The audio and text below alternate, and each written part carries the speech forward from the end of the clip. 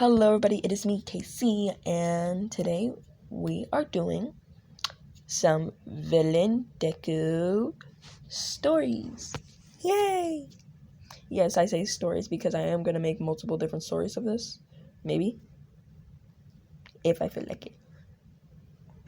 We're doing a villain deku story, and I do not have a script, as I say every time. I said this multiple times in the past. I do not use a script.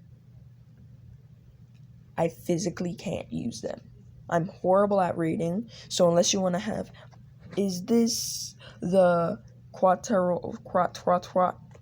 yeah, then, yeah, no. No. We are actually going to do this my way, and I'm just going to make the story off from my head. As I usually do, but I usually plan it out a long time in advance. Okay. 3, 2, 1. You were friends with the old Deku. You were his best friend. Next to Bakugo, but you and him stuck together like glue, never leaving each other's sides. You thought you were more like a big sister to him, or a big brother, one of the two, you choose. But to him, you were his future husband or wife. You were so nice to him. He wished you would see that he was the right choice instead of picking Bakugo. You chose Bakugo as your boyfriend.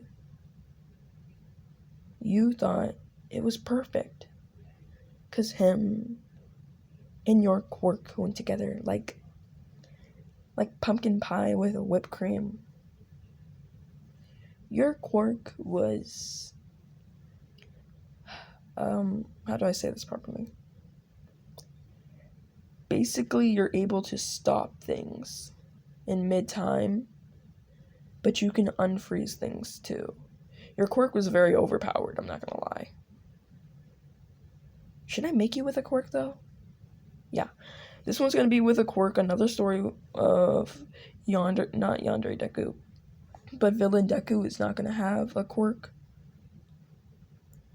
You're not gonna have a quirk. So yeah, in the other story, so yeah. Let's get into this. But, wait, no, I shouldn't make your quirk that overpowered, because then the storyline wouldn't add up. Okay, so your quirk was cute, I guess. Well, very cute, actually. You were able to turn into a cat, but you were able to do cat-like things. If you didn't want to be that small, you didn't have to be that small. Because instead of your quirk just being you can turn into a cat, you had a cat tail on a cat and cat ears, and you could retract your nails. Meaning your nails were sharper than any knife. You can cut through fabric with ease. And your teeth, they were dangerously sharp. Oh shoot. Bakugo loved that. How dangerous you were. How mischievous you were. He made sure you were his girlfriend. He liked you very much. Loved you, in fact. Deku was the one who really loved you. Cared about you. Didn't just like you for how you were. He liked you for everything. He liked you from how you looked. He liked you from how you act. How'd you become a hero, and especially because of your kindness that you showed on that day. Like any other, you were just walking with Deku, and something fell on him. Bang! You grabbed the thing off of his head, threw it somewhere far, and then looked at Deku and said, "Do you need any help?" while letting out a hand. He looked at you and said, "No, it's fine." I don't think he would live to regret that, because instead of you choosing him, you chose Bakugo. He didn't like it, but he had to deal with it. When he grew up, he knew what he wanted. He wanted you. He became a villain. A villain without a quirk, people said. How scary, people said. People thought he was nothing. He doesn't even have a quirk. What could he possibly do? Yeah, he's not some kind of big evil villain. They were all wrong about Deku. Because over the years, Deku became a very popular villain. Nobody knew what his face looked like. But you did. Deku was not his villain name. Well, I could make it. Yeah, I'm gonna make it his villain name. Deku was his villain name. But Izuku was his real name, or what you call him, Uzu. It was another day at school. You were hanging out with Bakugo, talking to Kirishima. And then, suddenly, the room went dark. A gas started to fill the room. Then, 3 mysterious figures jumped from inside of the window. Jumped from outside of the window and landed on the balcony. They all went in, seizing you and taking you. They got into a car and drove off with you. You were knocked out by the gas. Everybody else in the room was knocked out by the gas. Even our sleep-deprived Aizawa. You woke up, but knew not to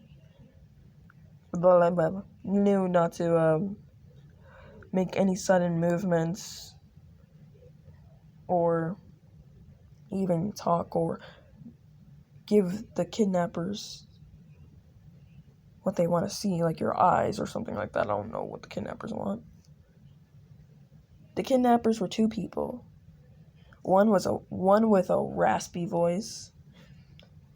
Another was a silky voice, kind of.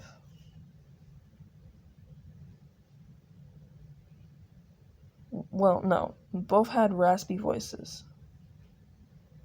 One had black hair. The other had a light bluish hair. Light blue, like kind of like a whitish hair color. You started to get concerned about where you were and what you were doing here. Until they stopped, looked directly at you and said, "Hey, princess, we know you're awake. We're not dumb." You tried to fake sleeping even more to make it seem like you were actually knocked out. "I suggest you stop or I will actually incinerate you." You woke up and just looked at them and said, "What do you want from me?" "Oh, we don't want anything with you." "Yeah, why are there Yeah, I don't want anything from you." "Shigaraki?" I don't want anything with her either. I'm not the one in control of her right now." They brung you to their base and, like, They made you sit up on a chair and tied you down. And basically it was one of those wheelchairs, basically. It had rope tied to you and everything, and they basically brung you to Deku's room. What was his name again? Deku.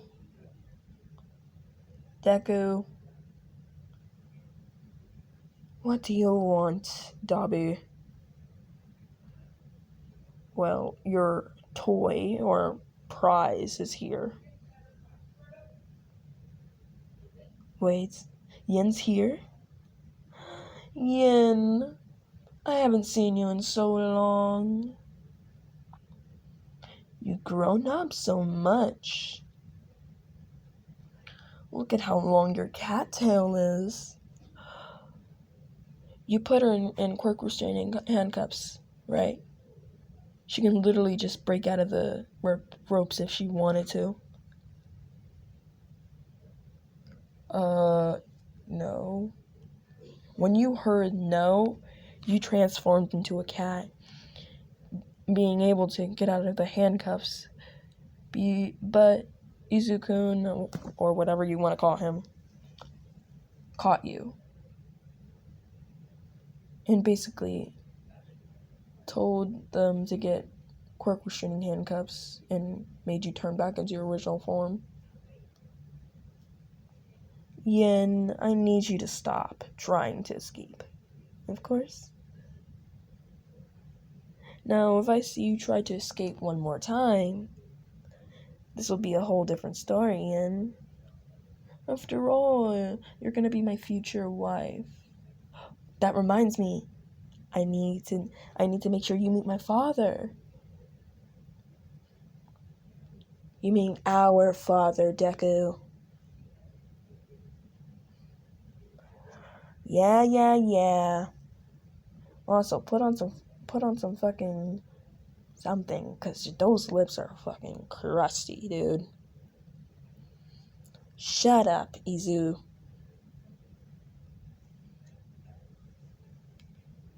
You looked at Deku and just went, Why did you turn into a villain?